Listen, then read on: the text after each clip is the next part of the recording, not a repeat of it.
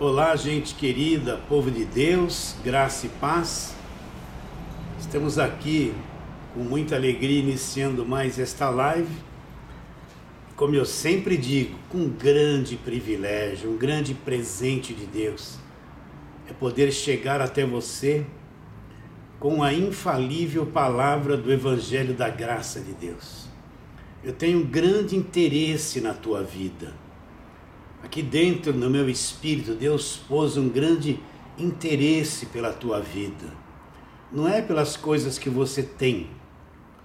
Esse interesse é em construir dentro de você esse conhecimento do Evangelho da Graça de Deus, através desse leitinho, esse arroz com feijão que nós pregamos, porque eu já experimentei isso.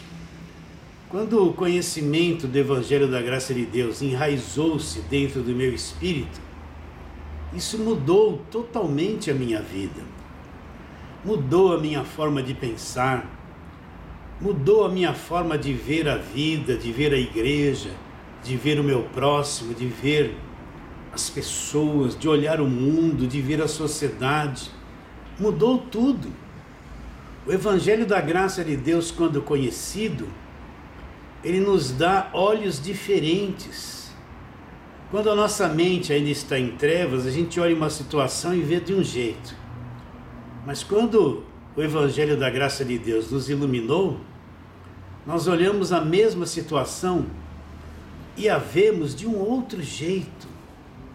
É totalmente diferente da visão que nós tínhamos quando a nossa mente ainda estava entenebrecida. Eu sei disso, é experiência própria. Eu vivo isso a cada dia. E eu sei que quanto mais você ouvir o Evangelho, repare bem, eu não estou falando de Velho Testamento, eu não estou falando de Apocalipse, eu não estou querendo te confundir em nada. Eu digo, quanto mais você ouvir o Evangelho da Graça de Deus, que está nas 14 cartas que Paulo escreveu, e ele se enraizar dentro de você, ele vai te dar uma nova visão da vida, uma nova visão das pessoas, da família, uma nova visão dos vizinhos, da sociedade, uma nova visão de Deus. E isso para mim é o prêmio, é isso que me enriquece. Cada vez que uma pessoa manda uma mensagem pelo WhatsApp para mim, ontem mesmo, hoje mesmo já recebi essas mensagens de pessoas dizendo: pastor, quando eu comecei a ouvir o Evangelho da Graça de Deus, minha vida mudou, tive os olhos iluminados. Aqueles 30 anos que eu vivi dentro de uma igreja evangélica não fez o que em pouco tempo o conhecimento do Evangelho da Graça de Deus fez por mim. Pessoas com alegria, pessoas radiantes, libertas. Isso é a minha riqueza. A minha riqueza, a minha prosperidade consiste em saber que isso aconteceu com você, que dentro de você se manifestou estas verdades. Então, o meu trabalho tem essa direção, alcançar você, sem querer ser nada, sem querer aparecer. Dentro do meu coração não existe arrogância. Eu não me acho grande coisa. Você está entendendo isso? Eu não sou arrogante, eu não me acho grande coisa. Eu sou somente aquela voz que vai chegar até você falando do Evangelho da Graça de Deus. E a minha riqueza está em saber que você, pessoa preciosa, você, irmã querida, meu irmão amado, gente de valor, você foi iluminado pelo conhecimento do Evangelho da Graça de Deus. Então eu trabalho firmemente com esse objetivo, eu não me envolvo em mais nada. Eu não me envolvo com outros comentários, não me envolvo com outras pregações. Eu fico aqui ligado, concentrado nas cartas de Paulo, em cada versículo. E quando aquilo acende dentro de mim, eu entendo que é isso que eu tenho que compartilhar com você. Eu não estou aqui procurando coisas na Bíblia para te falar constantemente, encher a tua cabeça de coisas. Não. Eu só venho aqui gravar uma live, falar alguma coisa do Evangelho para você, quando aqui no meu espírito ela se tornou viva. Quando Deus, através do Espírito Santo, me autorizou a vir falar. Porque eu não estou aqui falando o que eu quero, o que eu planejei. O que eu planejei não me interessa. Porque às vezes o que eu planejei vai até atrapalhar você, porque é o meu plano, não é o plano de Deus. Por isso que eu fico atento e quando eu entendo que devo falar, é aí que eu olho para os versículos com cuidado, com humildade, e venho aqui estabelecer essas verdades dentro do teu espírito. E como eu sempre digo, eu me torno um colaborador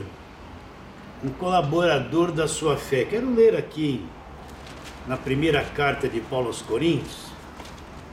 Paulo falou uma coisa importante aqui. Depois, no capítulo de número 3, onde ele mostra que os coríntios ainda estavam na carne, estavam cheios de divisões. E ele diz assim, de modo...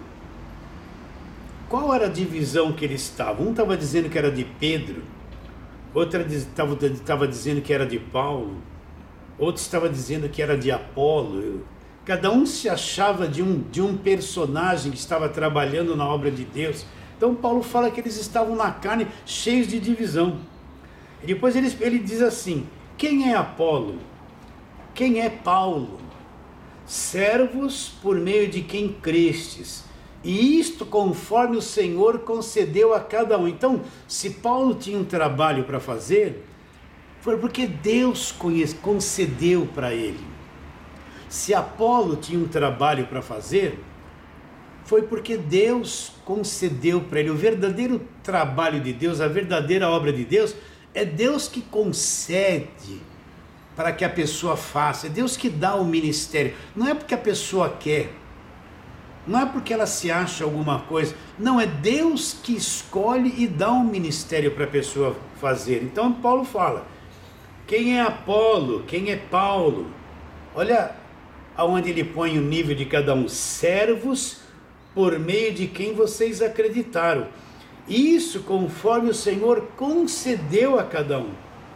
E depois ele diz, eu plantei, Apolo regou, mas o crescimento veio de Deus. O que o Paulo está dizendo? Paulo plantou o evangelho da graça de Deus no coração dos coríntios. Depois veio Apolo, que também tinha um ministério, que também era ajudador de Paulo.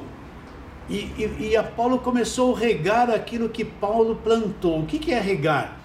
A pessoa recebe o evangelho da graça de Deus, e regar para que cresça é ficar repetindo as coisas, repetindo, trabalhando, insistindo, vai e volta. Isso é regar, para que aquilo que foi plantado no coração da pessoa cresça e produza fruto. Então Paulo diz, eu plantei, Apolo regou, mas o crescimento ele veio de Deus. Agora olha como Paulo se qualifica, olha, de modo que nem o que planta é alguma coisa, nem o que rega é alguma coisa, mas Deus que dá o crescimento. Então Paulo diz, aquele que plantou não é nada, não é alguma coisa, quem regou também não é alguma coisa.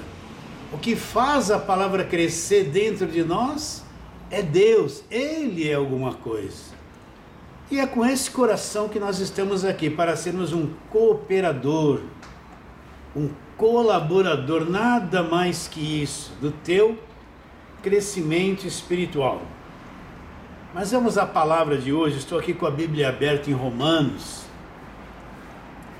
e quero ler aqui versículos 16 e 17. Esta pregação de hoje é a resposta de uma pessoa que mandou uma mensagem para mim justamente sobre esse assunto. Então, como isso brilhou aqui no meu coração, eu entendi que deveria trazer uma palavrinha a respeito deste assunto que ajudaria muitos outros irmãos. Então vamos lá, Romanos capítulo 1, versos 16 e 17. versos que nós lemos muito aqui. O que diz? Pois não me envergonho do Evangelho, porque o Evangelho é o poder de Deus para a salvação de todo aquele que crê, primeiro do judeu e também do grego, visto que a justiça de Deus se revela onde? No Evangelho, lá, de fé em fé, uma fé crescente. Como está escrito, o justo viverá por fé. Então Paulo diz que ele não se envergonhava do Evangelho, porque ele tinha descoberto que o Evangelho era o poder de Deus. O que é o Evangelho? Poder de Deus. Paulo era fariseu, conhecia toda a velha aliança, era um judeu. Então quando Paulo fala a respeito do Evangelho, Paulo sabe diferenciar o que é Evangelho e aquilo que não é Evangelho. Paulo sabe que a velha aliança não é Evangelho.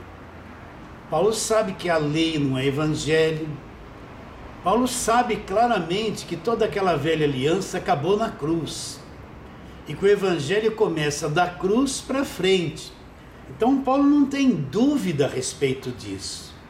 E você já entendeu que o Velho Testamento acabou na cruz, a velha aliança acabou na cruz? Que tudo que se dizia a respeito de Jesus, na lei, nos salmos e nos profetas, já se cumpriram na cruz e acabou, a velha aliança acabou na cruz? Que o fim da lei é Cristo para a justiça de todo aquele que crê? E que o Evangelho começa-se da cruz, do sacrifício perfeito, para frente? Já entendeu isso claramente? Então Paulo fala, não me envergonho do Evangelho. Paulo tem em mente tudo isso que eu acabei de te dizer. Porque o Evangelho é o poder de Deus. Olha para mim. Paulo fala que o Evangelho é o poder de Deus. O que é o poder de Deus? É o conhecimento do Evangelho. Se o Evangelho é o poder de Deus, o poder de Deus se manifesta na minha vida através do conhecimento do Evangelho. Então o poder de Deus não é aquelas doideiras pentecostal, né? Isso aí é carne, manifestação da carne, aquela gritaria toda, aquelas sapatear, pular, se entortar, tudo. Isso aí não é poder de Deus. Eles falam que é poder de Deus, mas é um poder da carne que engana todos eles. Aí você vê eles rodando, pulando, né? Fazendo aquelas coisas, e aquela toda, aquela coisa toda. Isso não é poder de Deus. Isso é uma feitiçaria da carne. Eu posso dizer assim, que eu vivi 20 anos no meio pentecostal, fiz tudo isso. Isso não é poder de Deus. Gritaria não é poder de Deus. Paulo fala que o Evangelho, presta atenção, Paulo fala que o Evangelho é o poder de Deus. Então o Evangelho é um conhecimento que eu tenho que ter. E este conhecimento que é o poder de Deus. Quer encontrar o poder de Deus? Você vai compreender o Evangelho que é o poder de Deus. Aí ele diz, a justiça de Deus se revela onde? No Evangelho de fé em fé, como está escrito, o justo vai viver por meio da fé. E depois ele fala que o justo ele vai viver por fé. Então, é isso que eu quero falar aqui hoje. Nós que somos justos, o que é ser justo? É alguém que foi justificado pelo Senhor Jesus. Ele foi inocentado. Cristo levou na cruz a sua culpa, seu pecado, a sua dívida, quitou tudo isso na cruz e o inocentou. Ele foi justificado, não foi porque ele fez alguma coisa.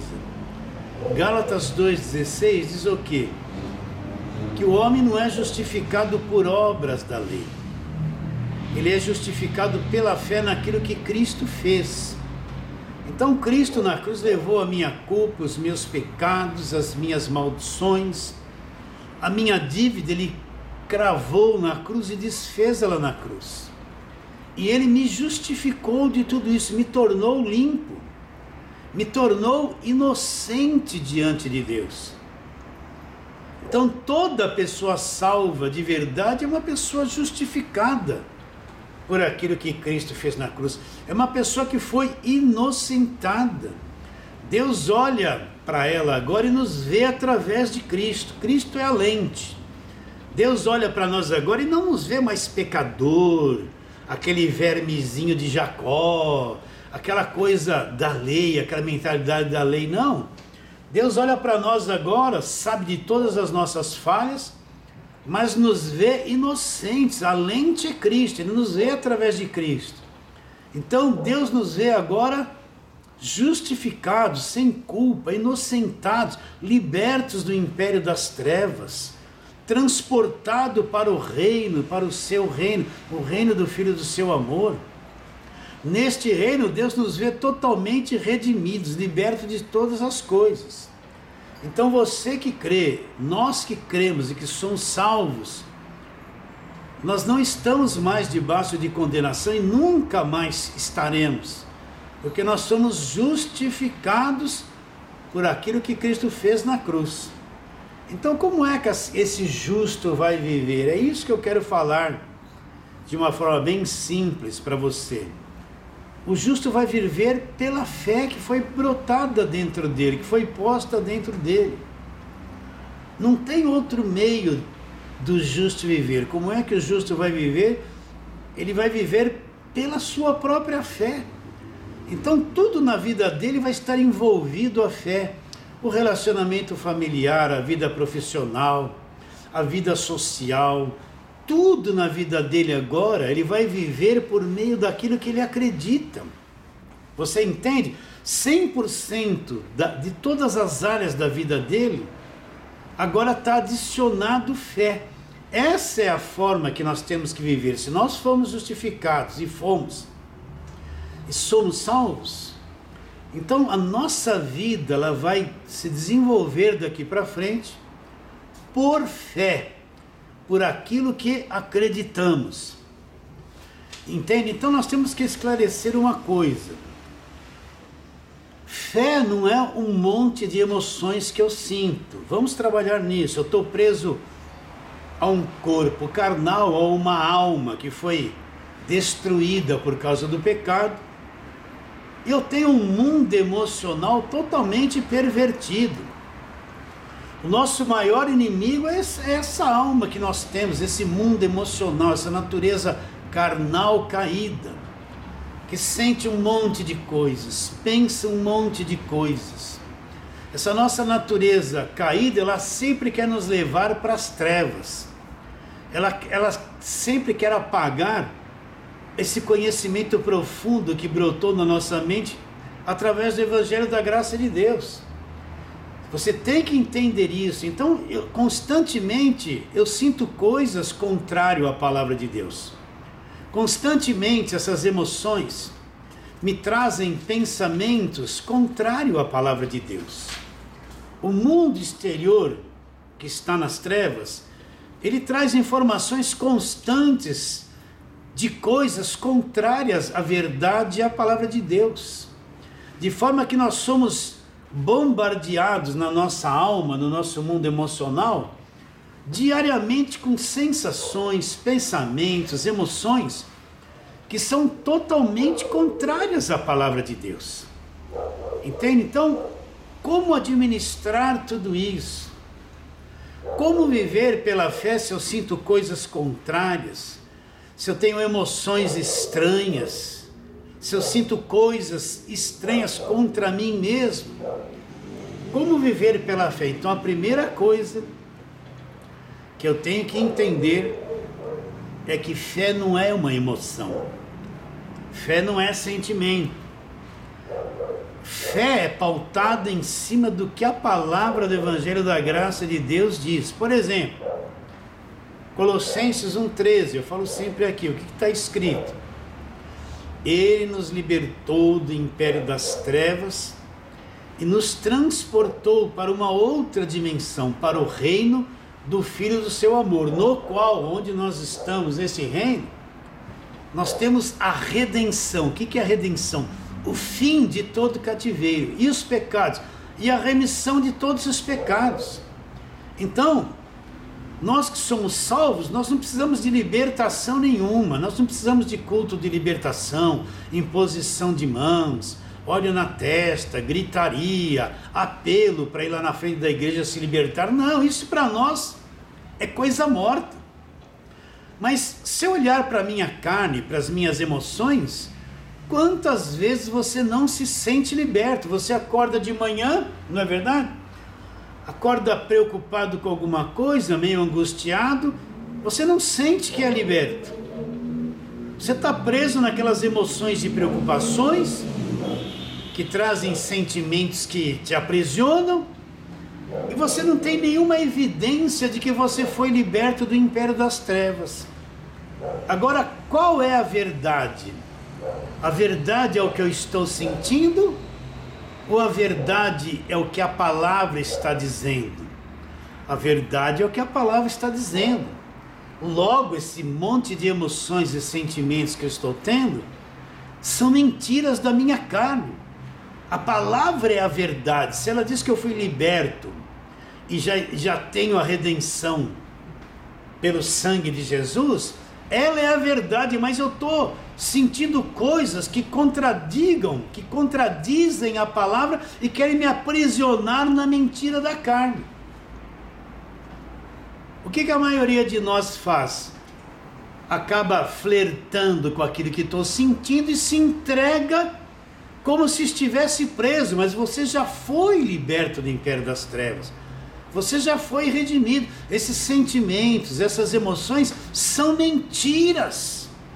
Mas por elas habitarem na nossa carne, produzirem pensamentos, nós acabamos nos entregando a elas e passamos um dia sendo livres como se fôssemos presos. Você entendeu que a tua alma é escrava das paixões da tua carne? Você entendeu que a tua alma produz um monte de pensamentos negativos, que não é a palavra de Deus? Você entendeu que essa tua natureza carnal é totalmente contrária às verdades do Evangelho da Graça de Deus? Entendeu isso? Minha irmã, você que acorda meio depressiva, se você entender isso, você vai assumir a sua liberdade. Você que está passando um problema financeiro, problema com a família, se você se entregar para essas emoções da alma, para isso que a carne sente, você vai ver sempre tudo negativo. E vai acabar vivendo esse negativismo, deixando a palavra de Deus de lado. Porque a palavra de Deus não é uma emoção. Fé não é uma sensação. Sensação é o engano que a carne totalmente produz. Então, fé não é emoção, não é sentir coisas. Não é viver nesse mundo emocional caído. Fé não é eu sinto isso, eu sinto aquilo. Aí está o grande engano. E nem a palavra de Deus é algum sentimento. Você entende? Então eu preciso saber que o meu mundo emocional, meu mundo sentimental, carnal, é a mentira. É aquilo que veio de Adão, que está sempre querendo ir contra as verdades do Evangelho da Graça de Deus. A palavra, ela é a verdade. A palavra, ela é a verdade. Você entende que a palavra não é uma emoção, eu não sinto a palavra de Deus. A palavra de Deus não me causa emoções, sentimentos, mas ela é a verdade.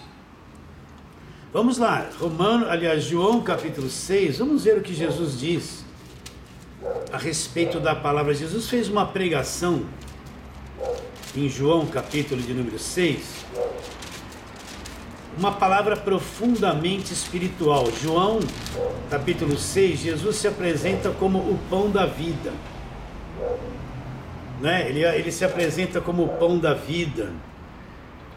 Entende que vai dar vida a todo aquele que dele comer. Ele fala que o sangue dele, que seria o sangue da nova aliança, seria verdadeiramente bebida, a sua carne verdadeiramente comida, se apresentando como um pão, alguém que nós iríamos nos alimentar dele e ter vida. E a maior parte das pessoas que estavam seguindo Jesus eram todos judeus. Judeus não bebia sangue, não comia carne sufocada. Aquilo que Jesus pregou era totalmente contrário à lei. Então a maior parte daqueles seguidores de Jesus não entendeu nada. E disseram assim: duro é esse discurso. E abandonaram Jesus. Os discípulos falaram: olha, eles estão te abandonando, eles não estão crendo nisso que você está dizendo. Jesus não se preocupou, não deu a mínima para isso. Ele diz assim no versículo 63: o Espírito é o que vivifica. E essa pregação que eu trouxe é uma coisa que é entendível e fica viva só no Espírito. Olha o que ele diz: o Espírito é o que vivifica, a carne para nada aproveita. As palavras que eu vos tenho dito são o quê? São Espírito e são vida. Por que eles não entenderam aquela pregação de Jesus? Porque eles estavam na carne. Ele falou: a carne para nada aproveita. O Espírito é que torna vivo e faz eu entender aquilo que as pessoas entenderem aquilo que eu preguei. Então o Espírito é o que vivifica a carne, essas emoções, sentimentos, pensamentos, natureza caída, para nada aproveita. Agora ele diz que a palavra que ele pregava era Espírito e era vida, não era palavras de emoções, não eram palavras sentimentais, não eram sentimentos. A palavra que ele pregava era o quê? Era Espírito. Era Espírito e era vida. Você entende isso? Quer dizer que o Evangelho é Espírito e é vida, não é sensação, não são emoções. Entende? Enquanto eu não souber distinguir isso, amadurecer para poder andar pelo Espírito, eu vou ficar preso num campo emocional, confundindo as coisas durante muitos anos da minha vida. Está bem claro isso dentro de você? Está bem claro? Então, vamos recapitular. O que a fé não é? A fé não é emoção, sentimento. O que a palavra de Deus não é? A palavra de Deus não é sensação, não é emoção, não é calor, não é arrepio, não é gritaria, não é. Então as pessoas querem um Deus na carne. O pentecostal quer um Deus que descontrola ele, um Deus que faz ele tremer, uivar, pular, sair que nem aviãozinho, rodar que nem peão, ficar tremendo, né? Apagado, descontrolado.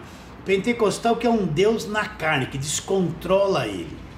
Mas a palavra de Deus não tem nada a ver com isso, entende? E a fé também não tem nada a ver com isso. Deus não é uma coisa que se manifesta na minha carne, me faz ter calor, arrepio, sensação. Isso é a coisa mais enganosa. Quem vive por isso não sabe nada do que é viver pela fé. Ele ainda é um crente carnal, dividido, problemático, não consegue entender a fidelidade, a garantia da palavra de Deus, aquilo que está escrito. Então a fé não é essas coisas. E a palavra de Deus também não é um sentimento. Vamos ali para Hebreus, capítulo de número 11. Vamos ler ali o que o escritor fala a respeito da fé. Ele diz, Hebreus 11:1: ora, a fé é certeza das coisas que se esperam e convicção de fatos que eu não vejo. Ele não está dizendo assim: olha, a fé é certeza daquilo que você sente. Entende? É convicção das suas emoções. Repare bem que o escritor de Hebreus, ele elimina alma, sensação, sentimento, emoções, arrepio, calor, ver coisas. Você entende isso? A fé não tem nada a ver com isso. Ele fala que a fé é certeza. Certeza não é um sentimento, é algo que está lá no seu espírito, de coisas que eu espero, e convicção de fatos que eu não vejo. Entende? Como eu posso ter convicção de coisas que eu não vejo? Como eu posso ter convicção de coisas que eu não sinto, que não passam pela minha carne, que se não manifestam em emoções? A convicção vem pelo conhecimento do Evangelho da Graça de Deus.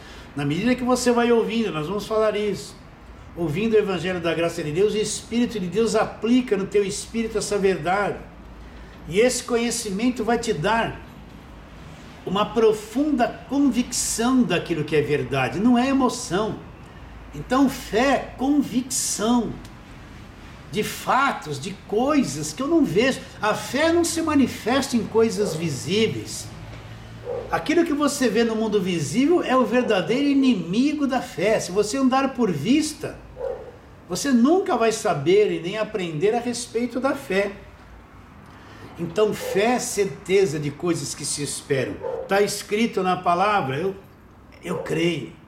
Mas não estou sentindo nada, pastor. Eu estou sentindo ao contrário da palavra. Então, esse sentimento contrário é a mentira da carne. É isso que te engana, que faz você ficar para baixo, desanimado, ter um dia desconfiado, ter medo, não é? Certeza das coisas que se esperam e convicção de fatos que eu não vejo. Então aquilo que você vê é um grande inimigo, porque o mundo não apresenta fé. O que o mundo traz, o que a sociedade traz, o que até esse mundo religioso traz, esse mundo religioso evangélico, quer que você anda por vista, quer que você creia em objeto, creia em rosa, creia em água, né? Creia em tijolinho, chavinha ungida, quer que você creia na mentira da fogueira santa, faz lá um pedido num papel, põe o dinheiro no envelope, dá para eles, eles falam que vão queimá-la no monte, tudo mentira, queima no fundo da igreja. Nem queima, joga tudo no lixo. O mundo evangélico quer que você anda por vista, quer que você veja templo, veja altar, veja as coisas, né? Você vê os cultos hoje, tem cultos em igreja evangélica, que sai até aquela nuvem de fumaça. As igrejas viraram todas igrejas pretas, fica aquele foco lá na frente, aí começa o louvor, aquelas luzes, querendo uma boate, e aquela fumaça saindo, tudo por vista. E diz que aquilo é o verdadeiro louvor a Deus, aquilo é o engano, aquilo ali desperta as emoções, desperta a alma caída, desperta a sensação física. Você está no lugar, começa o culto, apaga todas as luzes, você fica no escuro, aí fica um foco de luz na turma do louvor lá da frente. Daqui a pouco começa aquele louvor pesado, batendo palma, aquela coisa toda de tchum, solta as luzes, tchum, solta a fumaça, como se estivesse dentro de uma boate. Isso aí isso não é culto, gente. Isso é enganação, mexe com as emoções, aí a pessoa vê tudo aquilo, fica emocionada, chora, acha que aquilo é o verdadeiro louvor, mas não é, aquilo é um despertar da carne. Vocês entendem o que eu estou dizendo? Está cheio disso. Olha essas igrejas grandes, né? Tem luz roxa, luz isso, como se estivesse dentro de uma boate. O culto se tornou aquilo, aí mexe com as emoções das pessoas. O jovem é atraído muito por isso. Isso desperta o mundo emocional deles, o mundo da carne deles. Eles vão achar que Deus é tudo isso. Isso só atrai a vista, é bonito para a vista, mas não para a fé. Por quê? Porque fé é convicção, não é emoção, não é ativação da carne. Entende isso, meu irmão querido, meu irmão querido, minha irmã querida? Então a fé não é sensação, a fé não é emoção, a fé não é sentimento, é convicção da verdade que o próprio Deus cria pelo conhecimento da verdade em nosso coração. Então vamos ver aqui, eu quero utilizar o exemplo de Abraão como, né, o exemplo de Abraão. Vamos lá para Gênesis 22. Abraão é chamado por Paulo como o pai da fé, o pai de todos nós, né? Então Gênesis 22, você sabe a história de Abraão.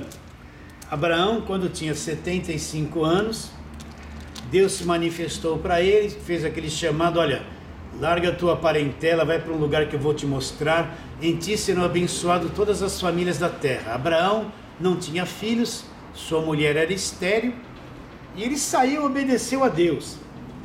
E Abraão foi ter esse filho com 100 anos de idade, ele mesmo declarou lá em Gênesis, que ele tinha 100 anos de idade, já era amortecido, e Sara 90 e já não tinha condições o ventre dela de dar à luz filhos.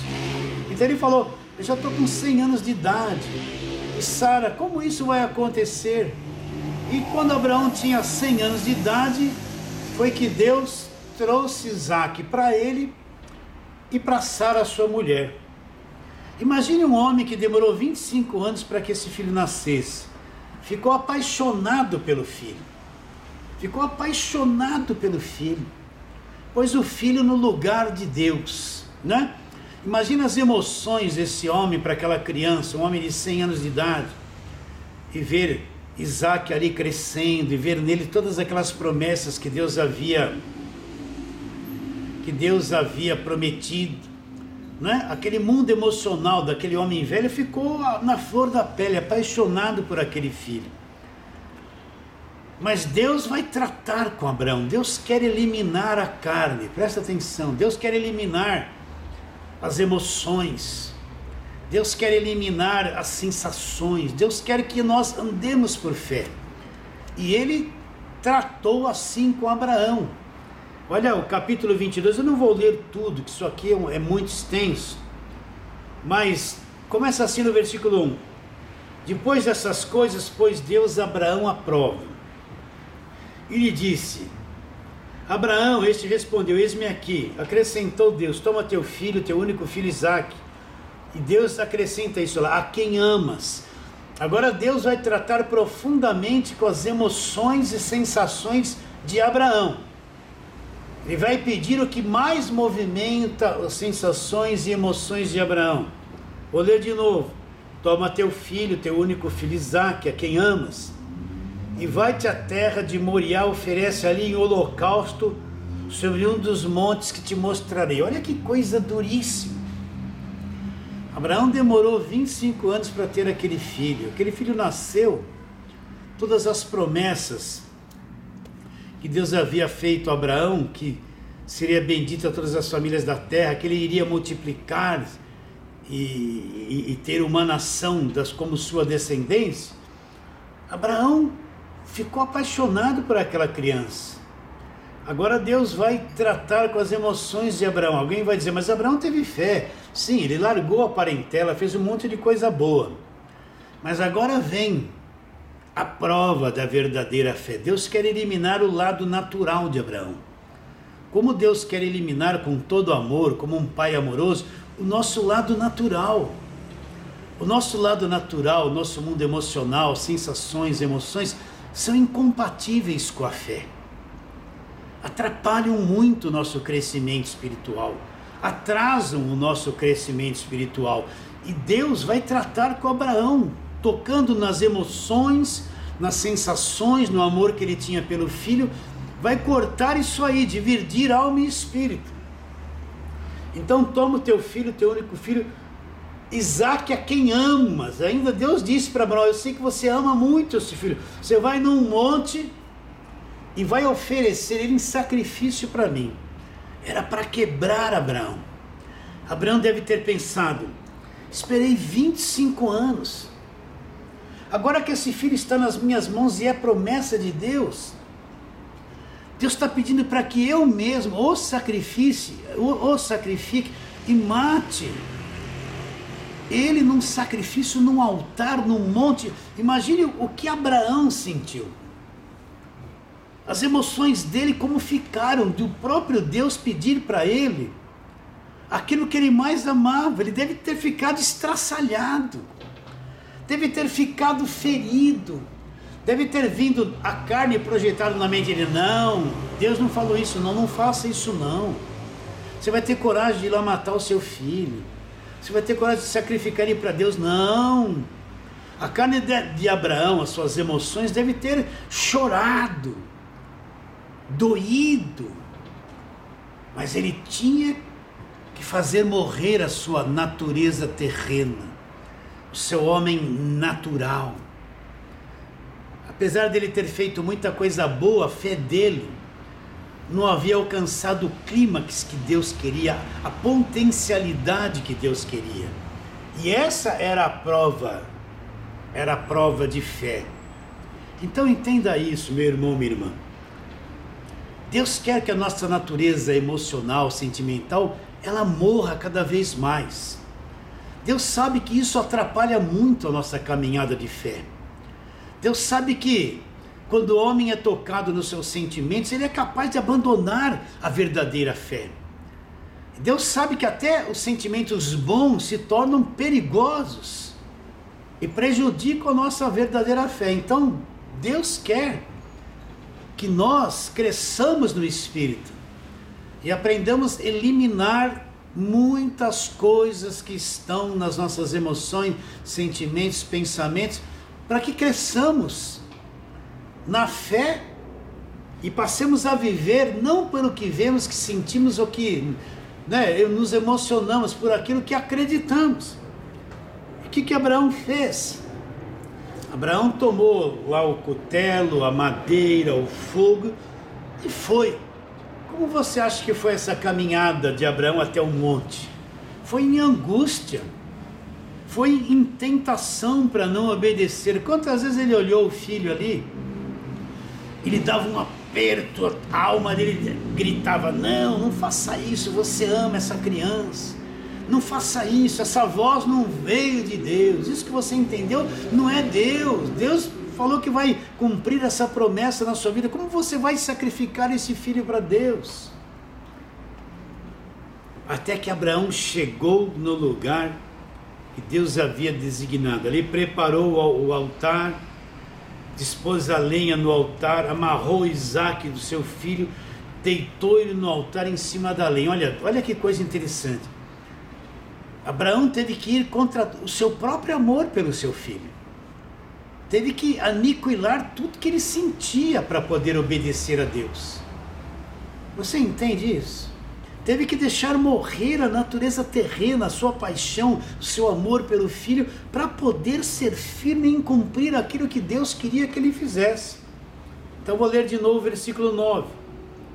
Chegaram ao lugar em que Deus lhe havia designado, ali edificou Abraão um altar, sobre ele dispôs a lenha, amarrou Isaque, seu filho, e deitou no altar em cima da lenha.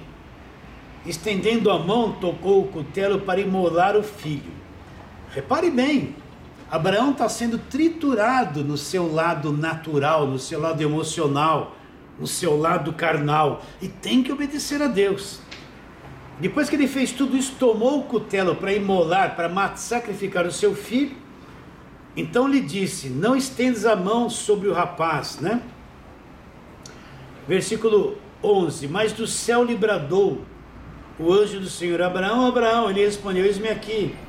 Então lhe disse: não estendas a mão sobre o rapaz e nada faças, pois agora sei que temes a Deus, porquanto não me negaste o teu filho, teu único filho.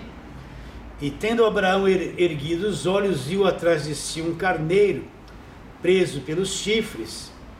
Entre os arbustos tomou Abraão o carneiro e ofereceu em holocausto em lugar do seu filho.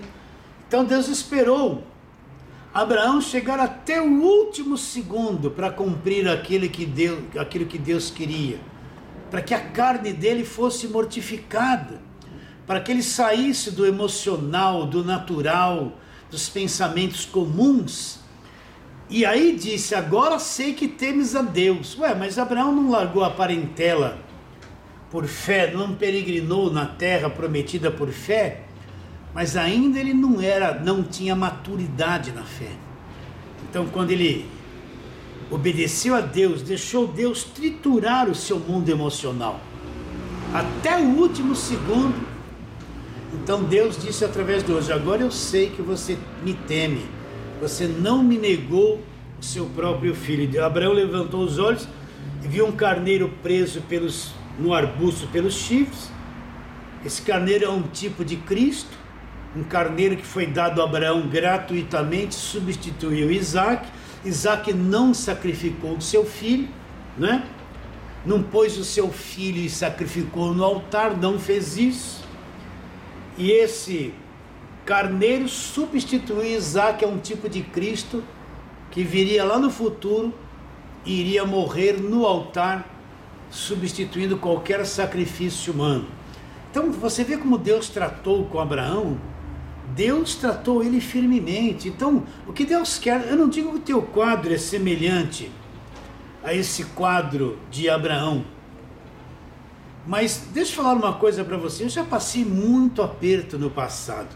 Eu estou te falando uma coisa aqui sem leviandade, coisas que eu vivi, entende? Eu lembro, talvez nem deveria falar isso, mas eu lembro que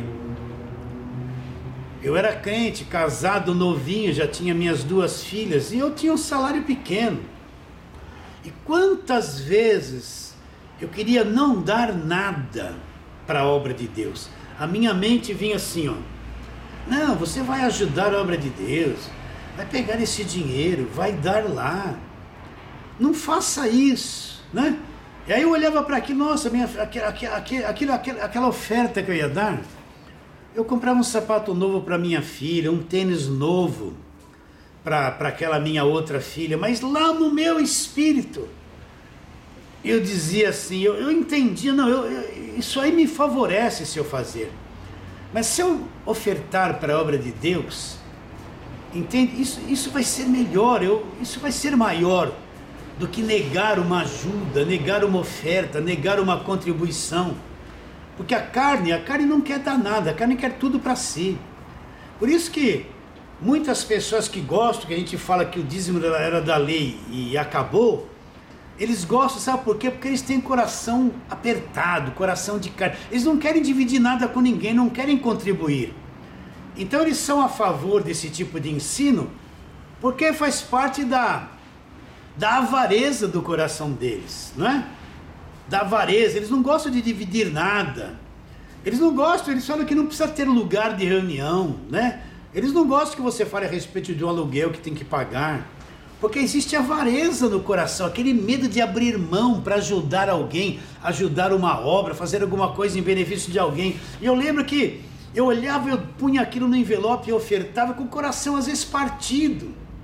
Eu queria ficar com aquilo, queria beneficiar as minhas 2 filhas, não é verdade?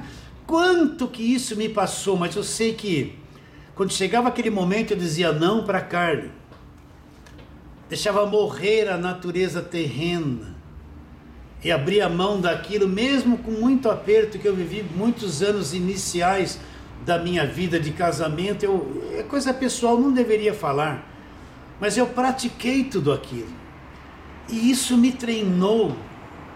Isso me trouxe um treinamento, eu fui dando aquilo às vezes com dor na alma que não queria dar, ajudando e contribuindo, não querendo fazer isso, negando aquilo que a minha carne, que aqueles pensamentos carnais queriam que eu fizesse.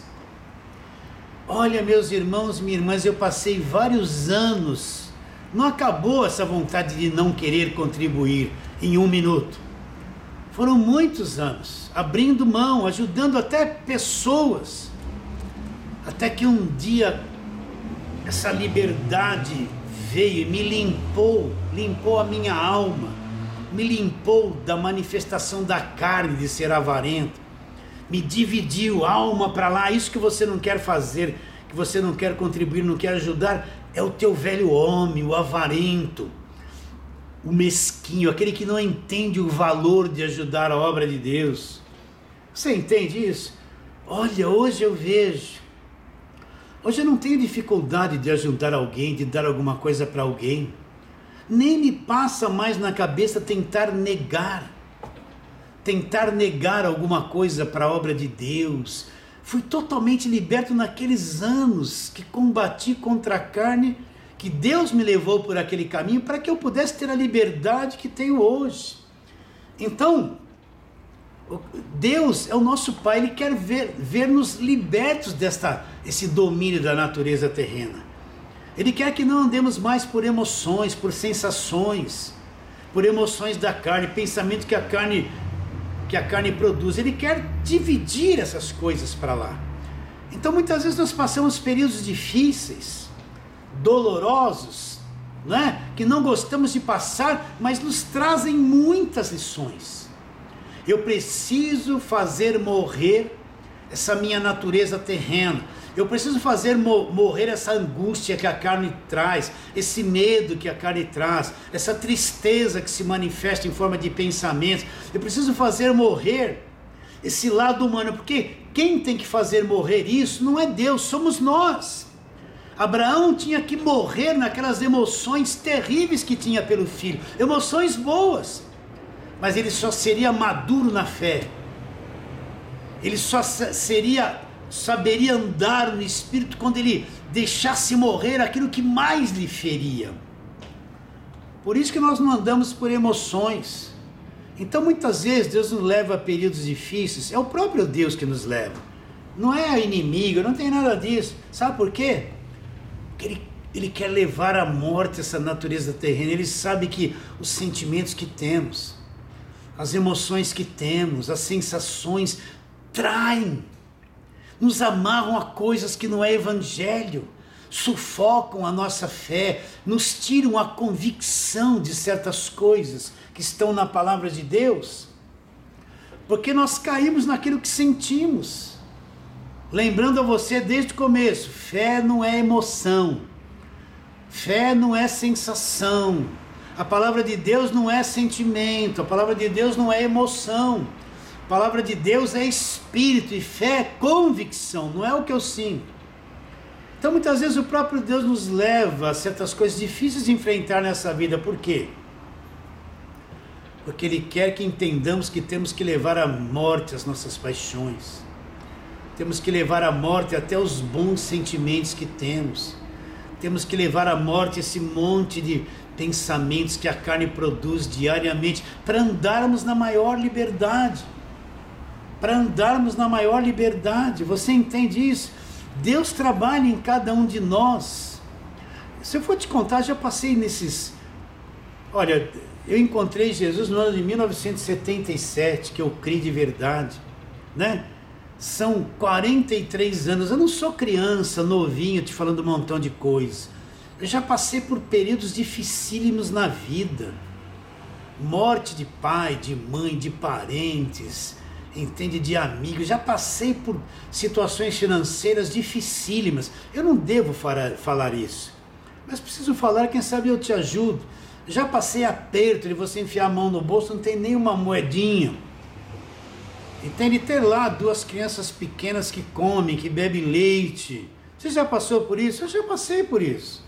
Entende? Por dinheiro todo para pagar o aluguel da casa que eu morava, de situações difíceis, que cortaram tudo por dentro, mas hoje eu vejo que Deus me tratou naquele momento para fazer com que eu enxergasse o que é a verdadeira fé, e dominasse o mundo emocional, dominasse o mundo carnal. É um trabalho árduo de alma e espírito, Entende isso? Então o próprio Deus permite que passemos períodos difíceis na nossa vida, para que saibamos separar o que é natural, o que é sentimento, o que é alma, e aquilo que é a verdadeira fé no Espírito. Vamos a outro texto agora. Está lá em Hebreus capítulo 4. Vamos lá, Hebreus capítulo 4, onde o escritor fala da palavra de Deus. Vamos lá. Então, Hebreus capítulo 4,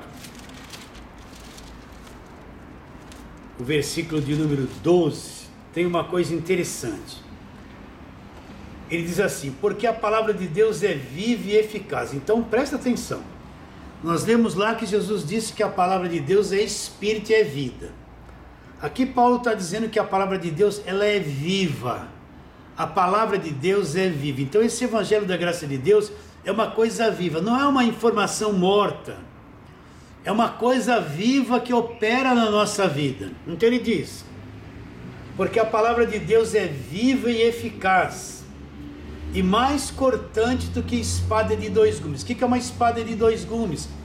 É uma espada que tem cortes, tem lâmina dos 2 lados. E ela diz, como uma espada de 2 gumes, e penetra até o ponto de dividir alma e espírito, juntas e medulas, e é apta para discernir os pensamentos e o propósito do coração. Então está dizendo que a palavra de Deus é uma coisa viva e eficaz. E quando você ouve o evangelho da graça de Deus, essa palavra é como uma espada de 2 gumes que vai dividir você dividir você, olha lá, alma, emoção, sensação, pensamentos, sentimentos para um lado. Divide alma e espírito. Então o Evangelho, ele vai dividir a tua vida, não adianta. Ele vai dividir a fé, espírito, Evangelho da graça de Deus para um lado, e alma, sensações, pensamentos e emoções para outro lado. O Evangelho divide você ao meio, ele põe o que é natural, que tem que morrer para lá, e o que é eterno para cá. Entende? Então, para que você se torne um crente do Evangelho da graça de Deus maduro, você não pode mais andar por emoções. Você não pode mais andar nessa vida, eu sinto, não sinto, estou sentindo, não estou sentindo. Isso é mal. Você não pode mais andar por vista. O mundo quer que você ande por vista. A religião evangélica quer que você viva por vista. Por isso que eles falam que você tem que ter ponto de contato, ver alguma coisa. Por isso que eles enganam as pessoas com rosa ungida, chavinha da vitória, óleo orado, água do Rio Jordão, né? Tijolinho da casa própria, frasquinho com suco de uva, que é o sangue de Jesus. Porque eles dão coisas para as pessoas verem e acreditarem. Porque no meio do catolicismo existe um monte de imagem. Você tem que ir lá ver as imagens. Olha a imagem do São João, a imagem do São Pedro, a imagem. Eles têm imagens para a pessoa tocar na imagem, viver nesse mundo emocional, sentimental. Por quê? Isso tudo traz você para a alma, para sentir coisas, pensar coisas, ter emoções. Isso é o engano. Então, andar por fé, andar por convicção naquilo que está escrito. Quantas vezes eu estou sentindo totalmente ao contrário que a Bíblia diz? Mas eu não creio naquilo que eu estou sentindo. Eu já aprendi que essas coisas que eu estou sentindo, por mais fortes que sejam, são mentiras. Essas coisas que a minha carne produz em forma de pensamentos negativos, né? Você vai ligar a televisão, vai ver um jornal lá, vem um monte de coisa negativa, te cria medo, aterroriza a tua mente, e você começa a viver por meio do que vê. Entende? Isso não é a verdade é o que o Evangelho trouxe de conhecimento para o teu espírito, e isso você não sente, não é emoção, não é pensamento, e muitas vezes não tem nada a ver com pensamentos, com sensações. Então o crente maduro, presta atenção, é aquele que pode sentir o que for, não domina mais a vida dele. É aquele que pode estar angustiado, não domina mais a vida dele. É aquele que pode estar triste. Eu já estive triste, muitas vezes perdi pai, mãe, já perdi 4 irmãos, já perdi muita gente, já senti a dor da perda, de morte. Não foi uma vez, não, foi muitas, né? Eu tenho um neto que é órfão de pai, porque o pai dele era piloto de helicóptero, e o helicóptero caiu e ele morreu esmagado lá. Já sentia a dor de tudo isso.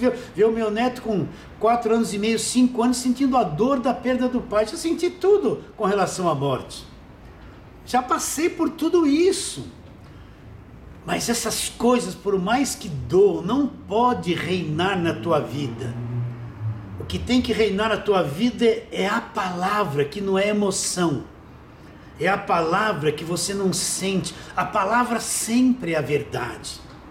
Então eu estou sentindo isso, sentindo aquilo.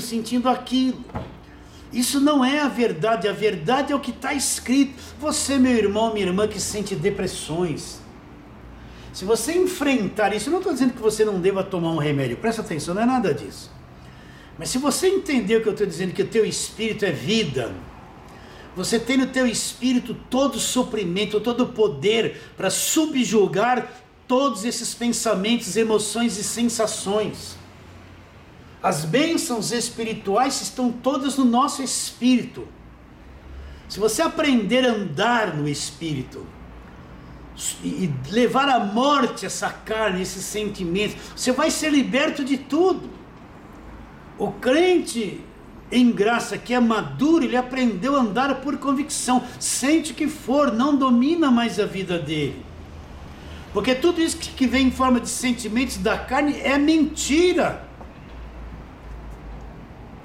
No teu espírito tem a provisão para todas as coisas.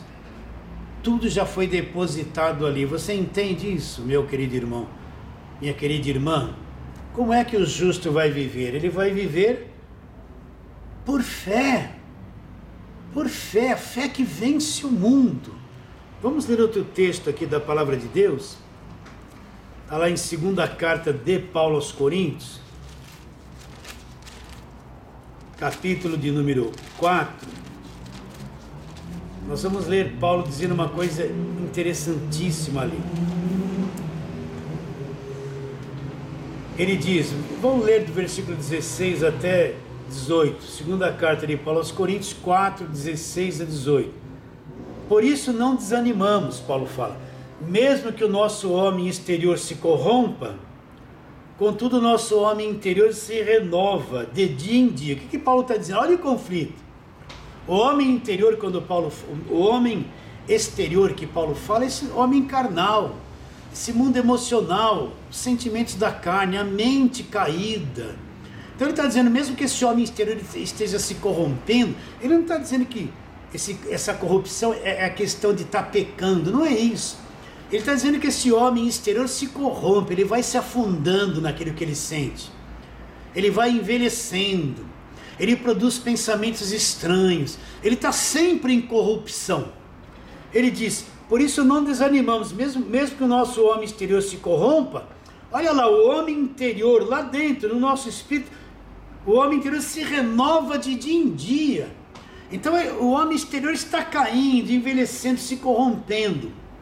Mas lá dentro do nosso espírito, onde nós andamos por fé, esse homem interior se renova de dia em dia. Ele está adquirindo conhecimento novo, cada vez mais, se renovando de dia em dia. Aí ele diz o que acontece do lado de fora.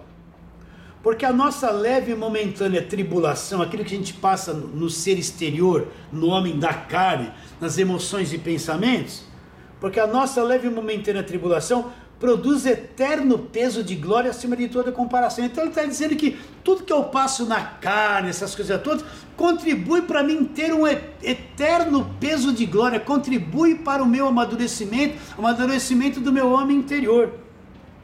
E depois ele diz, não atentando nós nas coisas que se veem, mas nas que se não veem. Você está vendo o conselho de Paulo? Ele está dizendo, se eu andar por vista, presta atenção, se toda informação que vem pela televisão eu vou engolir, se toda notícia ruim que vem eu vou engolir, se tudo que a carne produz eu vou comer tudo isso, eu estou andando por vista, andar por vista, todo o lixo que vem pela televisão eu mastigo e passo, todas as informações que vêm do homem exterior de fora eu vou comendo e concordando. Todo sentimento ruim que isso faz brotar em mim, eu estou me alimentando disso, eu estou andando por vista. Nós não devemos andar por vista, nós andamos por fé, pela convicção do que está escrito na palavra de Deus, que pôs convicção dentro do nosso espírito. Não atentando nós nas coisas que se veem, mas nas coisas que não se veem. Qual a nossa atenção tem que estar aonde? No que eu estou sentindo, que é ruim? No medo que eu estou tendo, na tristeza? Não, ele está dizendo, leva isso à morte. Não atentando nós nas coisas que se veem, mas nas que se não veem. Agora presta atenção a diferença, porque as que se veem são temporais, estão sujeitas ao tempo, vai se corromper, mas as que se não veem são as coisas eternas.